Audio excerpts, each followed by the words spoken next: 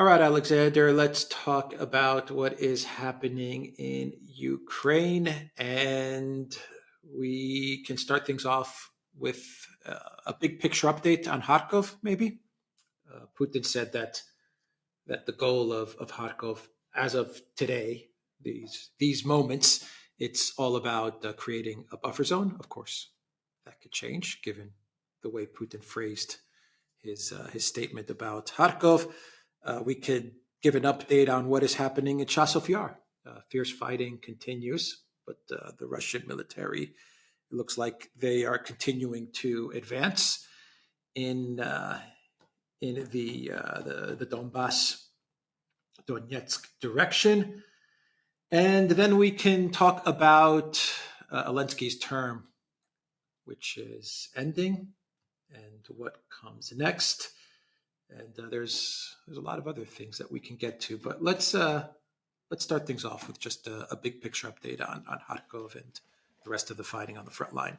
Absolutely. Now, I think the important thing to understand is that, of course, the fighting in Kharkiv is the fighting in only one part of Ukraine. But we can see the Russian strategy. It's not difficult to understand. They're advancing now in multiple directions. And there's basically four big directions where they're pushing the Ukrainians very hard. One is Kharkiv, and we'll come to the details of that in a moment. The second is the whole Oskol River, Kupiansk area, where they basically reactivated that front line, and they're making significant progress there too. The second is the central Donbas area, which is the most important. Chasov Yar, Ocheretino, all of that area where the big breakthrough took place in February and March, and where the fighting in Chasov Yar in particular is intensifying. And then there is another sector which looks like it's opening up as well, which is in the south, in the southern Donbas, an important town called Krasnogorovka about to fall. Various other key villages also apparently about to fall. And the threat, a growing threat of an encirclement over the Ukrainians in this important fortified town of Vuhledar in the south. So these are four places. Now, this is a very wide offensive, and the Russians have done this on purpose because they're overstretching the Ukrainian army. The Ukrainian army is short of trained men. It's reduced to a small number of elite units that it's having to move rapidly from one part of the front line to another. There was an article about this in the New York Times. I noticed that one of the contributors was Michael Kaufman, who is one of the most, if you like, experienced military analysts who's been discussing the war basically from the Ukrainian side. But he's expressing concern about this, that Ukraine is burning up its elite units. And of course, the rest of the Ukrainian army now increasingly consisting of brigades made up of raw conscripts, many of them unhappy to be on the fighting lines. And as we saw in Kharkiv, unable to put up much resistance unless they're strengthened by these other elite units. So what the Russians are doing is they're burning up Ukraine's army, and it's aggressive attrition taken to a whole new level, even as Russia continues to gain ground. Now in Kharkiv region, Putin, very clever, very sly statement. He said, we got no plans to capture Kharkiv city up to now. People have seen the number of Russian troops in Kharkiv. They'd already worked out that with around 55,000 Russian troops in the area, the Russians don't have enough forces to capture Kharkiv city. But so Putin, in a sense, is not telling us anything that any military analyst didn't already know.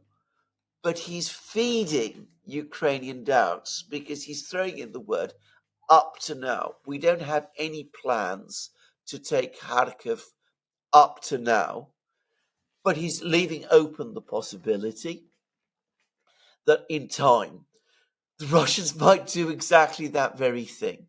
So the Ukrainians are therefore, because they absolutely do not want to lose Kharkiv, because for one thing, they know that if they do lose Kharkiv, given that Kharkiv is a Russian city, they're almost certainly never going to get it back. Anyway, they've rushed reinforcements from all parts of the front line to try to hold the Russians back there. And in the Kharkiv area, they're concentrating all of these reinforcements basically in one place, which is this village of Lipsy, which lies between the Russian army now and Kharkiv city. And of course, this is exactly what the Russians want them to do.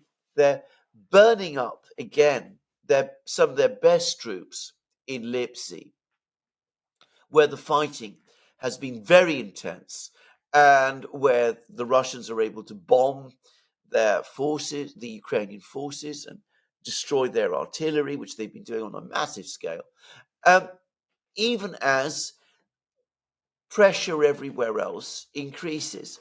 And pressure everywhere else includes Kharkiv region, because the other place the Russians are seeking to capture is a town called Volchansk.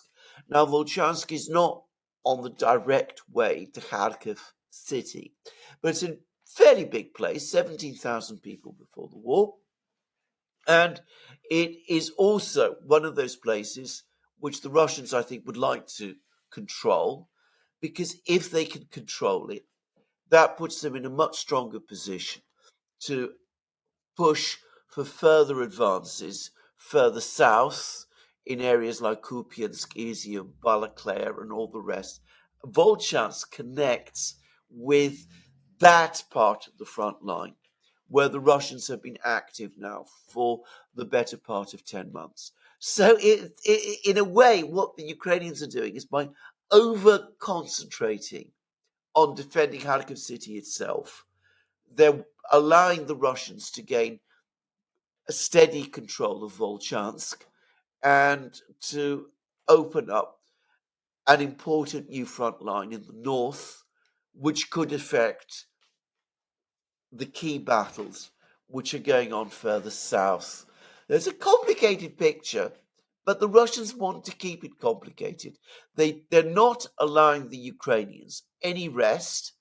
And of course, even as we've been making this program, and indeed over the last few days, there's a major Russian assault going on the town of Chasiv Yar, 6 kilometers west of Bakhmut. Important place. Seems the Russians have crossed the canal that bisects Chasiv Yar in two places. They've been carrying out a massive assault on the eastern suburb of Chasiv Yar, east of the canal, which I refer to as the micro district in my programs. There's an enormous battle going on. Again, Ukraine has concentrated a huge number of troops, of its best troops, in this area. And there's a general consensus that if Chasiv Yar falls, then the situation of the Ukrainian army in Donbas will go from being merely critical to becoming simply catastrophic, that the entire defense system will simply start to collapse and collapse very quickly. So the Ukrainians forced to defend all of these various positions.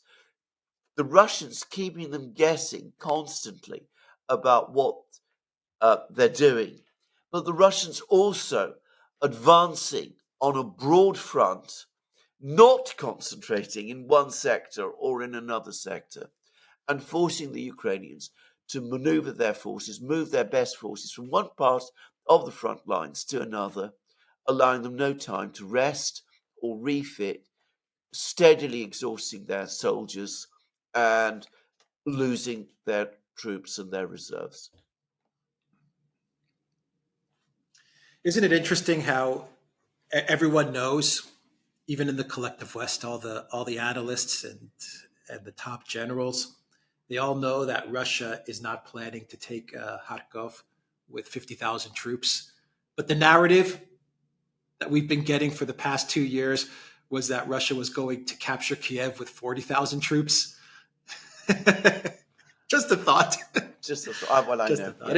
Yeah. But They knew that Russia wasn't going to capture Kiev with 40,000 absolutely. troops. They knew it, but they still created the myth of the siege of Kiev. Yes. Just a thought. Yes. You didn't even mention Sumy.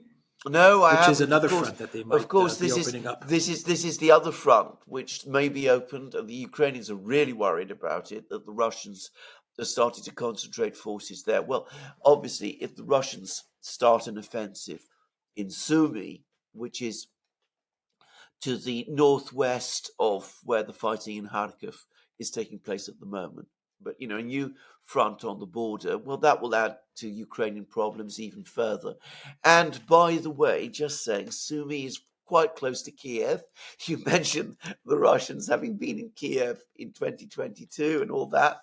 Well, who knows? If they get to Sumy and if they advance in Sumy, they might not be that far from Kiev again. And, well, that would be an absolute catastrophe, because the one place that the Ukrainians cannot afford to suffer major reverses around is Kiev itself. So, you can see that Ukraine's problems on the battlefronts are multiplying every day. They're losing men. They're losing men at a rate this year that we've never seen at any time in the period of the special military operation. I mean, it's now over 1,000 men a day, dead and wounded. And this is catastrophic. So they're losing men, they're losing equipment, they're using artillery pieces. I mean, every day, roughly a dozen artillery pieces destroyed by the Russians. Their tank and armored vehicle forces seem to be severely depleted. We're seeing fewer and fewer of those now on the battlefronts. So it's an operational crisis, and one that's getting worse, with the Russians, as I said, continuing to apply the pressure everywhere all at once and able to increase the pressure wherever they want. So the strategy for Ukraine is to mobilize. And you have this big mobilization that is taking place now. The laws have been passed to allow for the registration of military aged men into a database where they can then be found and eventually trained up for however long they're going to train them for, and then sent to the front lines. And the analysis that I've been getting is that Ukraine is aiming for anywhere between 150,000 new soldiers in the next three to 4 months, something around there with the mobilization. It's going to take some time. It's going to take about 3-4 months to get everyone trained and ready to be sent to the front. But that's what they're hoping to get out of this. I don't know if you've read different estimates or it's exactly the same figure that I've heard. So this is to me the last throw of the Zelensky regime, isn't it? I mean, once you've finished this mobilization, which is a very strict, very aggressive mobilization, what's next? NATO is the only thing left, or NATO member states contributing troops to Ukraine, because you're not going to have anything else left as far as manpower is concerned. Well, that's exactly right. Now, first of all, I think it is the last throw. I mean, they were talking, about 6 months ago about conscripting 500,000 men, but it looks as if that's been quietly dropped. They're now talking about between 100 and 150,000 men. Now, if you can find the time to train and equip those men, that would obviously improve your situation, given that your army is very short of men at the moment. But it seems that they don't have the time to train these men up to that standard, because the situation on the front lines is so critical. Mostly these are younger men, it seems, who've not had much experience in the army before. Many of them will not have done national service, it seems, so they may not be very experienced in, weapons and operations and things of that kind. And of course, this is massively unpopular in Ukraine. This is the major difference between the situation today and the situation in 2022, when Ukraine also carried out enormous mobilizations. But what it did, and it's now clear, is it tapped into that demographic within Ukrainian society that had strongly supported the Maidan revolution, let's call it that, of 2013, 2014, that, was passionately committed to the cause and that was keen to fight the Russians. It's clear now that that was a finite body of people. Most people in Ukraine do not want to fight. Most men do not want to fight. And it's deeply unpopular when the Ukrainian government tries to conscript these men to fight. And we're seeing pictures now appearing, and I think that we can say now that there are so many pictures of this that it's impossible to deny their overall truth. We're seeing pictures of Ukrainian cities, and they're empty. The streets are empty. The people are hiding. They're hiding from conscription.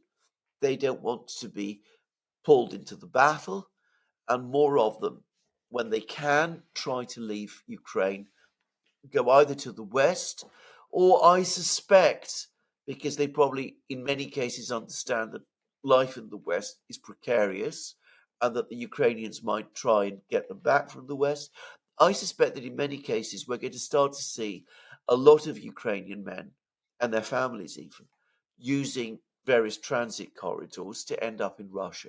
I know that sounds a bit illogical, but I think that is what's going to happen. Russia has, in fact, received many refugees from Ukraine, millions, in fact, since the start of the special military operation. I think it's something like 3 million people have gone to Russia from Ukraine. And I suspect that that will now grow because it's the place where people can go and find jobs and assimilate. And at the same time, they won't be afraid that they're going to be conscripted and thrown into this war where many of them fear that they're going to be killed. So this is a major, deeply unpopular policy, and we're now getting film right across Ukraine of empty cities, of the people withdrawing from the streets, hiding in their houses. As I said, it's an eerie picture when you see these cities. And of course, that's going to have a catastrophic effect on the economy as well. And last but not least, we've seen the first big organized protest, truckers coming out, blockading roads to protest the mobilization law. Organized labor, in other words, trying to assert itself. I doubt that they can themselves challenge the government in Kiev, but it's another thing for Zelensky and his officials to worry about. Now, Zelensky, of course, is in a precarious position. His constitutional term ends on the 20th of May. After the 20th of May, he ceases to be the elected president of Ukraine. He becomes purely the president by virtue of the fact that he has himself extended martial law. And there's a lot of questions about the legality of this, whether in fact martial law actually does preclude presidential elections as opposed to merely parliamentary ones. I'm not going to get into that topic. But inevitably, people are going to question whether Zelensky really is in a position to continue to be president. His popularity apparently has collapsed. And beyond that, there will also be, as the New York Times has admitted, there are inevitably going to be people who will say that Zelensky wants to be president, and he's using the war to remain in office without going to the Ukrainian people and asking them to give him a mandate. So there's going to be all these problems. So a bad situation on the battlefronts, a bad situation with mobilization, all deeply unpopular, and an uncertainties, question marks over Zelensky's own position in Kiev. All of these feeding off each other, all these problems feeding off each other, all of them creating a potential for a real crisis. So what is Zelensky's way out? Well, I think it's absolutely obvious, and we've seen more and more signs of it over the last couple of days. It is to try to get NATO directly involved. So he's now telling the Americans, I want you to give me the green light so that I can launch missile strikes deep inside Russia. I want you to provide me with satellite and targeting data about positions in Russia which I can attack. So he wants the United States, in other words, to become directly involved in his deep strikes against Russia itself. He's not making any attempt to conceal the fact that he's making these requests, which is why basically we know about them. And he's making all sorts of incredibly provocative statements. He's made an astonishing speech, which he's just made, shortly before we did this program, in which he says, that the United States is betraying Ukraine. It's not helping Ukraine win. It doesn't really want Ukraine to win against Russia. Instead, it's trying to prevent Russia winning against Ukraine, prevent Russia from winning against Ukraine, which in effect means that it's making it certain that Ukraine will lose. So what he's basically saying to the Americans is, I want all-out escalation, and I want you directly involved, because he knows perfectly well that if you can achieve that level of all-out escalation, then the United States is at very major risk of getting itself drawn in, and that's the only way he has, not just of winning the war, but of surviving as president of Ukraine, and perhaps surviving at all. Yeah, that's always been his exit plan, though. I mean, remember the missile strike that I think it was an S-300 missile that Ukraine launched, but Zelensky tried to blame it on Russia, that fell into Poland, and killed two farmers. I mean, that was Zelensky's way of trying to draw NATO into the conflict. That's always been his plan since the conflict first started. Since Boris Johnson told him to tear up the negotiation agreement, Zelensky's always tried to find ways to get NATO into this war. And now I think he's getting much more desperate to get NATO involved, because he's not only running out of weapons, he's running out of men. Even if he got all the weapons that he asks for, which is absurd because he's asking for 120 or 130 F-16s and so on. But even if he got all those weapons, he doesn't have the men. That's obvious. I mean, everyone knows, even if the U.S. gave Zelensky 120 F-16s, who's going to pilot those F-16s? Who's going to maintain them? Obviously, Ukraine doesn't have those people. So his only way out of this is to get NATO involved and to get a World War III, NATO versus Russia, and that is the inevitable direction, isn't it? I'm not saying we're going to have NATO versus Russia, or some NATO member states in a war with Russia. But the inevitable trajectory is that we're going to get to the point where Ukraine has indeed exhausted all its manpower, and NATO, the United States, the UK, the EU, they're going to have to make a decision. Do we start sending troops to Ukraine because there are no more people to fight, the Russians, or do we not?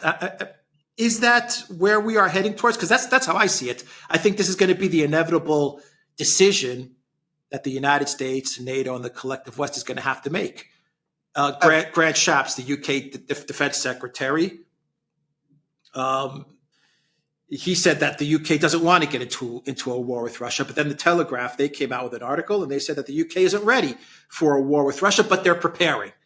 They're preparing to build a military so that eventually in the future they could fight this war with Russia, this type of warfare with Russia. So, I mean, how do you see this moving towards? Well, more importantly, I mean, the United States apparently is reluctant to provide trainers to Ukraine because, of course, they're not really trainers. They're special forces. They're people who will engage in fighting. But General Brown, who is the chair of the Joint Chiefs of Staff, has said that in his opinion, their dispatch to Ukraine is all but inevitable. So that tells you that even though he's clearly not enthusiastic about this and probably resisting it, he can see that this is inevitably going to come. So bit by bit, the West is indeed being drawn in. Now, of course, the point is how far are they prepared to go, and what happens when they start sending trainers to Ukraine, so-called trainers, and those trainers start returning to the US and elsewhere in body bags, which they will. I personally think that rather than escalate, that will be the moment of truth. And I think that we will see at that point that the European and American publics are dead set against war with Russia. I think there's even enough people within the political class who are afraid of a war with Russia and understand how dangerous that would be. And I think that at that point they will pull back and they will understand that that is impossible, that you can't go on there.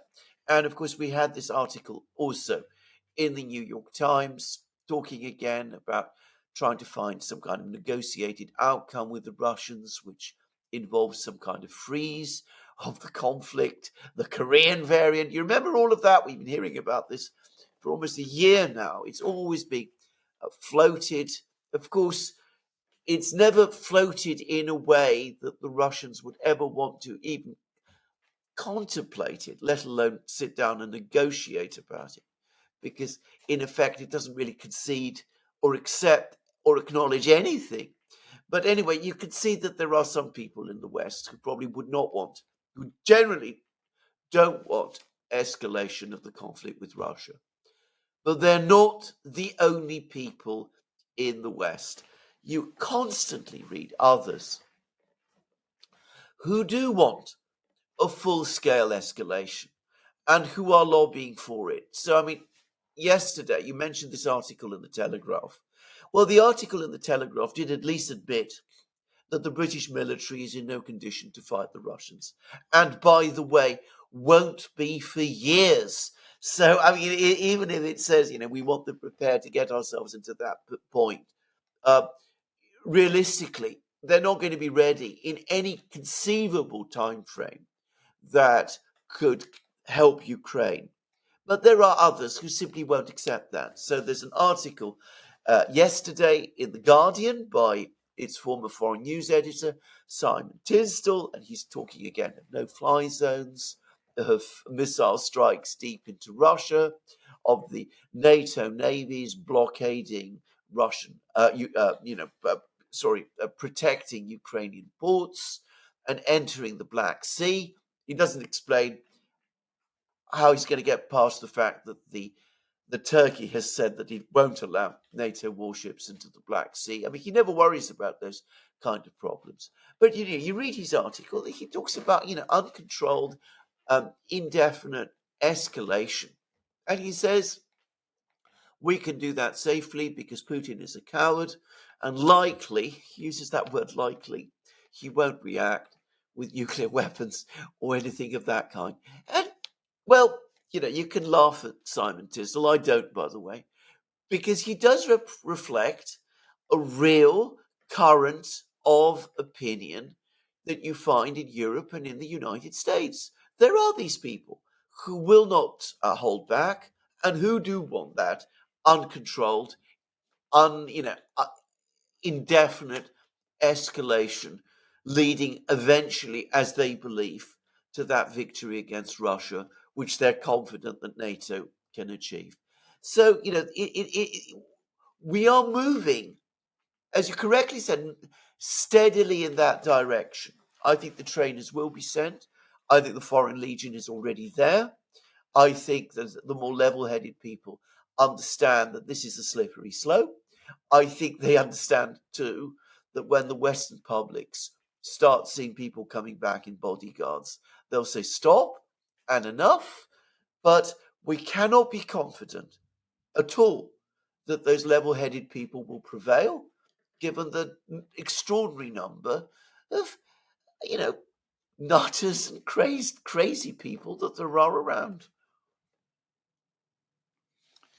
I wish I was as confident as you that the people in the West would be outraged if they saw their countries drifting into war with Russia. I'm not so sure about that. And even if they are outraged, I wonder if the governments would even care. Well, I am reasonably. I mean, I can sense the mood in Britain, at least. I think that in Britain, there really is no. I think people would be very strongly opposed to a war in. Would the government care? I think in the end it probably would. They would not want to see people coming out and protesting something like this again. They've been rattled by the Gaza protests. They're haunted by the memory of the million-person protest against the Iraq war. I think they would be nervous about seeing something like that happen again, because it would be a return to real political activity. And that's the one thing the political class over the last 10 years, well, basically ever since the Brexit referendum, has been working to suppress. They don't want political activity to resume in that way in Britain again. So I think they are nervous of it. But, at the end of the day, that's just my own sense of things. I believe, by the way, the same about Germany. I think that in Germany also, the mood would not look favorably to German soldiers being sent to fight in Ukraine. But, the test of it will be when it happens. Yeah, well, Tusk has said that in Poland, he said that there are trainers. In Ukraine, Estonia, they have acknowledged the fact that there are trainers in Ukraine. Yes. So we're definitely moving in that direction. Absolutely. I just wonder, in the case of the UK, if Starmer is elected, if Labour wins and he's appointed as the prime minister, I wonder if the establishment in the UK is going to say, well, now we can go full on into war with Russia, even though we're not prepared for war, even though everyone understands that NATO is not ready for a war with Russia. Everyone understands that, but I think the momentum is in that direction. I wonder if they say, now that we have Starmer in as the new prime minister, he's got the political capital to spend on this adventure. Well, it's a miscalculation to think that, but I wonder if that's what they think. He's new in the position, so he can start to spend some of this political capital that he has as the newly appointed prime minister. The reality about Starmer is that he will come into the office of prime minister with very little political capital indeed. When every single opinion poll shows that he's not particularly popular, in fact, he's not popular at all. He's got negative ratings. The Labour Party is not widely supported. It's going to win the election because the Conservatives are completely discredited and widely disliked, and in some places even hated. So there isn't political capital. He doesn't have that buffer of political capital, which Tony Blair did in advance of the Iraq war, for example. The problem is that I'm not sure what goes on within the inner, body, the deep body, deep inside the British establishment. They may say to themselves, look, Starmer may not be very popular, His government may not be particularly popular, but it's got a majority in the House of Commons. It looks therefore reasonably strong. We can't afford to lose in Ukraine. It's an existential issue for us. I don't think it is an existential issue, but people are increasingly talking in Britain as if it was, and they might believe it. And they say, look, Starmer might have some problems. He might lose his popularity. He might collapse in a few years' time when the next election happens. But in the meantime, he has a government, a strong government, to all appearances. So let's just go ahead and do it. And then, of course, if it all ends in a victory, then Starmer gets re-elected. We can face down the protests, and we'll have won. Whereas if we don't do it now, and Ukraine goes, then we have this existential crisis. The West could start to disintegrate, and we will have lost conclusively. Simon Tisdall, who I spoke about, who wrote that article saying, we need unlimited escalation. He's basically making precisely that point. He says, if we don't defeat Putin, then NATO is lost. NATO ceases to have any relevance or importance. It might as well pack up and close shop and go home. And it has no further reason to exist. Now, I don't personally agree with that. I think we will see that NATO will survive a defeat in Ukraine for the reasons that you have often discussed, the fact that it's a massive grift. I think people will want to keep all that going.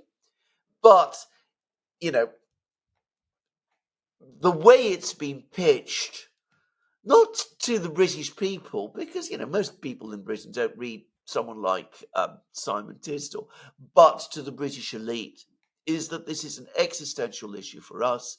If we lose the whole game, because there'll be a huge question mark over NATO. The Americans, that's another thing that Tisdall says, the Americans might become disillusioned, especially if Donald Trump is elected, and choose to walk away.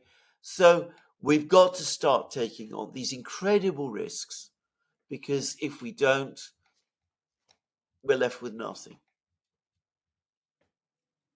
Yeah, I definitely believe that if Biden wins the White House, then I think the chances are fairly good that we're going to get into the hot war with Russia.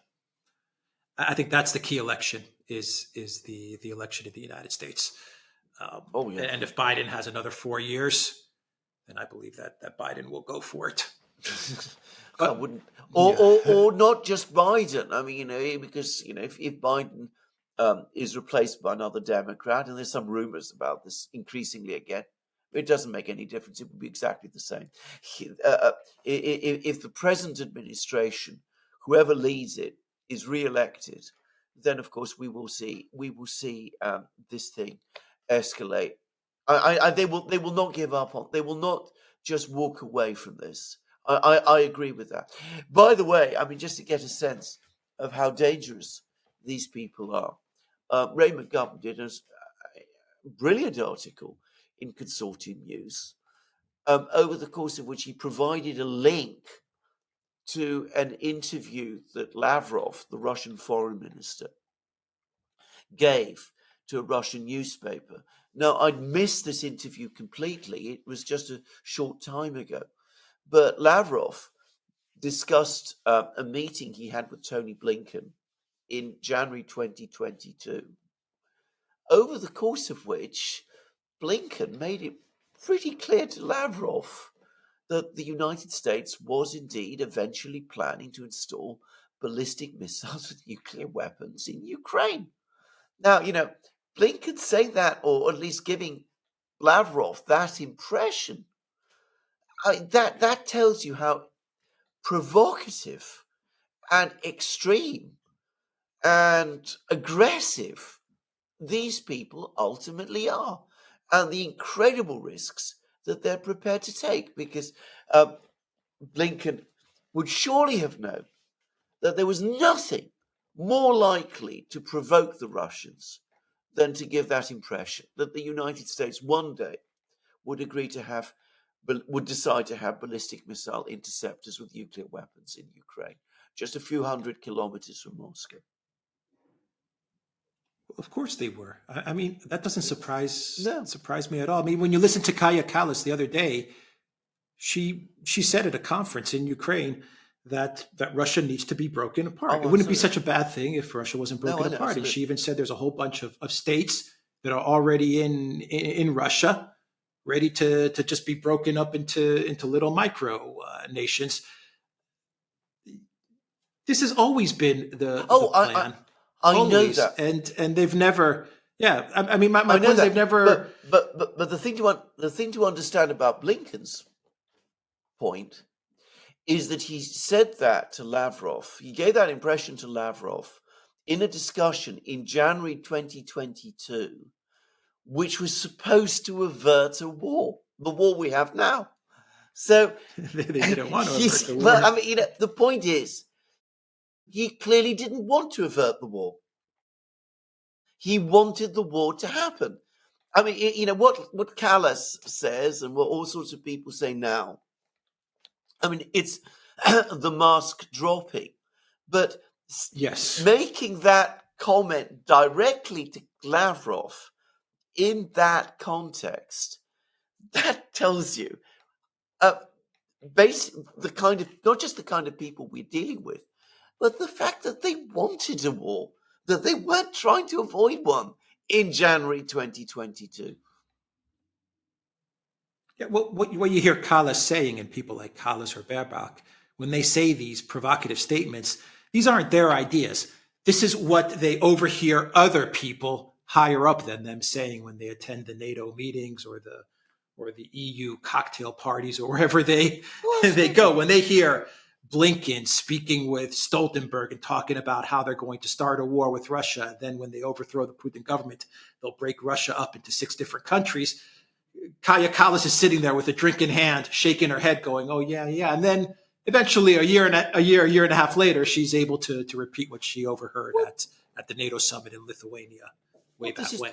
Well, this is exactly right. I mean, it's the quiet secret that everybody shares. Everybody, of course, who's in the magic circle. But they've all shared it. They've all had this objective all along. This has been the plan right the way through. It's the way to break Russia, isolate China, and all that. That's what that is all about. And of course, they're talking in that way, and Estonia is talking about that in that way, and people in Germany are talking about it, and all kinds of conferences happen, principally in the United States, discussing how it might work. And beyond that, of course, you have articles in newspapers. There's been articles about this in the Daily Telegraph, by the way, which you just mentioned, but they've also been talking about, breaking up Russia, recreating a state to be called Muscovy, which will have just Moscow and St. Petersburg as part of there, but all of the rest, Siberia will be broken away, all. But of course, that's exactly what they've been talking about. And that's why we have a war. That's why the war is happening, because that's ultimately the plan. It always has been, or at least not the plan, at least, but it's been the intention. It's been the desire. Some would say it's the objective. Yeah, we said it a couple of years ago that the hope was that the sanctions were going to be able to accomplish the goal of breaking up Russia, removing Putin and breaking up Russia. When the sanctions failed, it had to move towards a proxy war, and eventually we're going to move towards a real war, where the West is going to have to decide. Exactly. Do we go from proxy to hot? Yeah. Yes, but of course the point is exactly the point, because of course the sanctions failed, the proxy war failed, and of course the fact that they are losing the proxy war. I mean, I don't think it's going to end, of course, if Ukraine collapses and is defeated completely.